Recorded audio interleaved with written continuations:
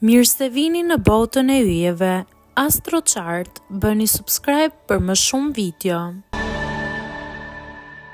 Shenjat më narciste të horoskopit. Në vend të parë është Luani, është mbreti i egos. Luani e do veten e vet dhe nuk e fsheh kurrë këtë gjë. Karizma, pamja dhe vëmendja janë oksigjeni i tij. Kur nuk merr komplimente, fillon të ndjej irritim dhe mund të bëhet dramatik. Narcizmi i Luanit është i bukur, karizmatik dhe shpesh tërheqës, por shumë i dukshëm. Në vend të dytë Demi. Demi mund të duket i qetë, por është krenar dhe i sigurt në vlerën e vet. Ai i di aftësitë dhe meritat e tij dhe prit që të tjerët i vlerësojnë. Nuk e tregon gjithmonë, por kur ndjen se nuk respektohet, mund të bëhet i ftohtë ose kokfort. Narcizmi i Demit është praktik, i durueshëm dhe i fshehtë, por shumë i fortë. Në vend të tretë Akrepi.